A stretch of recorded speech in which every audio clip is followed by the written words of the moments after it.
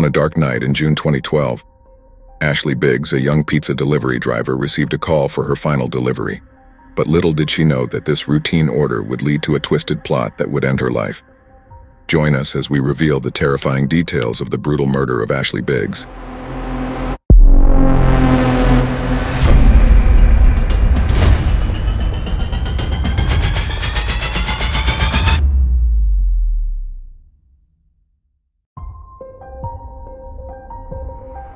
Ashley Nicole Biggs was born on January 9, 1987. As a young girl, Ashley enjoyed going out, spending time with friends and family. When Ashley was 17, she met her ex-boyfriend, Chad Cobb. They met each other at a skating rink in 2003, shortly after Chad came back from his brief 6-month military service. Chad mentioned that the military didn't suit him, so he started his own cable installation business. Their friendship gradually evolved into something more as time passed. 1 year later, Ashley gave birth to their daughter.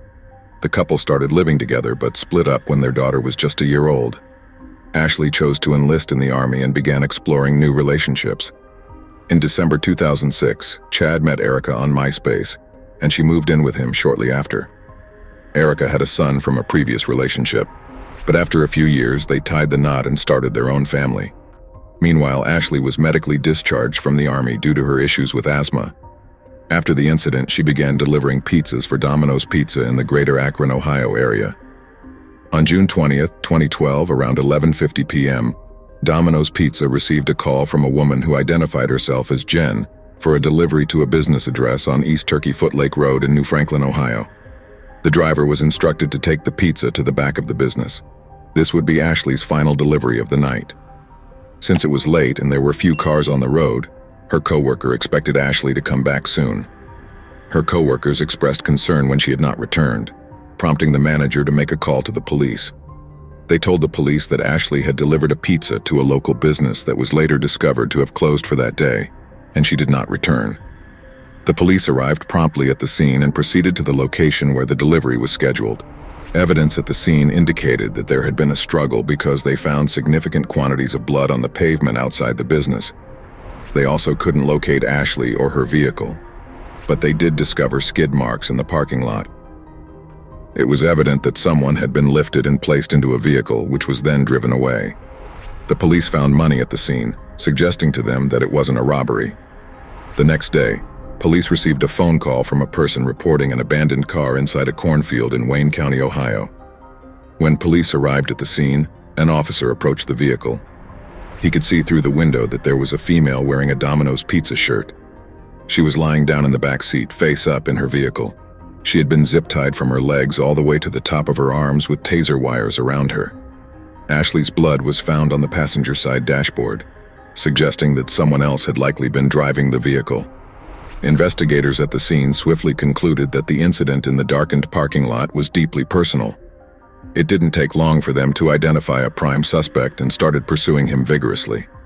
Police immediately recognized at the ambush scene that this was likely a personally motivated attack, indicating that someone had set her up. The police later found out from Ashley's partner Brittany Dunson that, after Ashley was discharged from the Army, she was committed to gaining full custody of her daughter. This resulted in a contentious and expensive custody battle with her ex-boyfriend, Chad Cobb. Chad resisted, wasn't content, and was struggling to retain custody of his daughter, whom he had cared for over the last 6 years. The legal battle for custody was becoming costly, and Chad's resources were dwindling, causing him concern that he might have to surrender. Chad was seeking a resolution to the custody dispute, wanting to avoid further expenditure of time and money. From the court records, it appeared that Ashley Biggs had reason to fear Chad Cobb. She obtained several restraining orders against him. At one point, he allegedly placed a GPS tracker on her car to monitor her movements. After the police found out about the custody dispute between Chad and Ashley, they decided to visit his nearby relative's home. The home they visited belonged to Chad's grandparents. According to a court document, an officer observed an unattached garage at the rear of the property. Walking up to the garage, the officer discovered a black Lincoln Navigator parked behind it, which matched the description of Chad's family's vehicle. Upon approaching, the officer found Erica, Chad's wife, seated in the passenger seat along with 4 young children in the back. However, the driver's seat was empty, and Chad was not in the car. The officer then heard heavy footsteps coming from the woods. As officers went into the woods, they discovered Chad pinned behind a tree.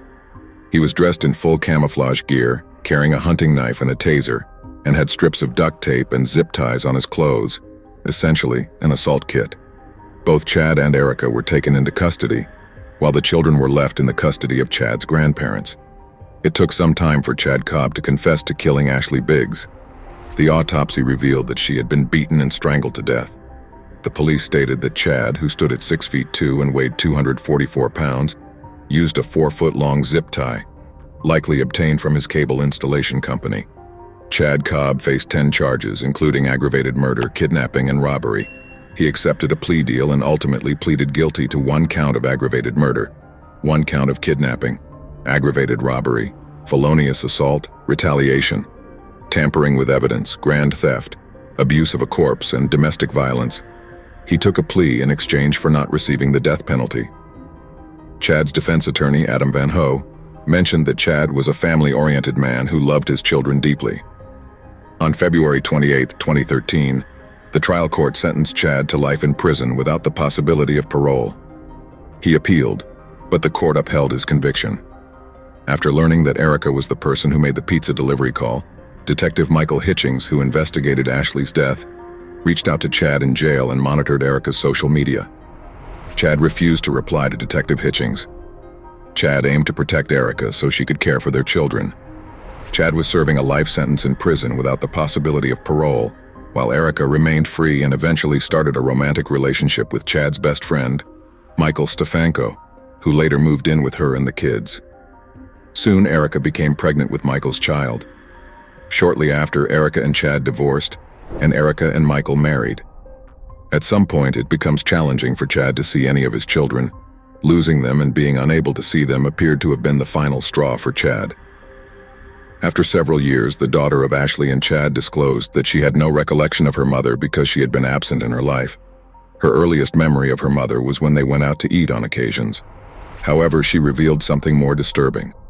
Before and after her mother's murder, Ashley's daughter received counseling, which revealed an abuse she had kept secret.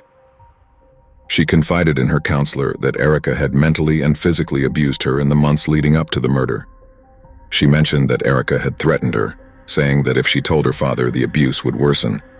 Ashley's daughter revealed that Erica had compelled her to eat dog feces, trying to conceal it by mixing it with blueberry yogurt. She recalled, "I knew what it was. She was screaming and yelling, and I didn't have an option." She mentioned that Erica hit her and once pinned her down on the ground with her knee on her chest and a hand over her mouth. When she was nearly passing out, Erica released her. She even recounted an instance when Erica locked her in a dog pen. She also believed Erica was envious of her close bond with her father because she would hug and kiss him, especially when he returned from work or when they had breakfast together on Sunday mornings. She described Erica as a very jealous person.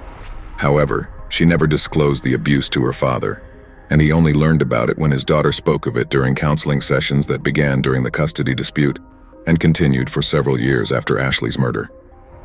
Chad, who had initially refused to speak to the detective when contacted in jail, saw things had changed over time. In 2019, he wrote a letter to the detective, providing a lead in the investigation. He suggested contacting his mother, Cindy Cobbs, who possessed an audio recording of a conversation between her and Erica, secretly recorded in 2014. Erica was arrested after detectives stated that new information indicated she made the fake delivery call that lured Ashley to the parking lot where she was killed. After Chad killed Ashley, Erica returned to pick him up and then followed him to the cornfield, where he abandoned Ashley's car with the body inside. Later, Erica drove Chad home, where he showered, and then both of them, along with cleaning supplies and the 4 kids in the car, returned to the murder scene, intending to clean up the evidence. However, upon arriving, they changed their minds upon seeing police officers at the scene. Subsequently, they hid at Chad's grandparents' house. On November 19, 2019, Erica faced 9 charges. The state dropped 5 of the charges except for aggravated murder, kidnapping, and aggravated robbery due to the statutes of limitations. At that time, Erica was 38 years old, and her trial began in Summit County Common Pleas Court on November 16, 2020. Her stepdaughter was among the witnesses who testified, recalling the phone conversation during which her stepmother used a fake name to order the pizza. This testimony was corroborated by Chad's account, who also testified through a video call from prison. Erica's attorney tried to prevent her stepdaughter from testifying, arguing that she was too young at the time of the murder to be a credible witness. However, the judge permitted her to testify. The court provided her with an attorney from an agency that assists crime victims. She opted to testify in person instead of a video call. She believed that testifying in person would have a greater impact on everyone involved, so she chose that option.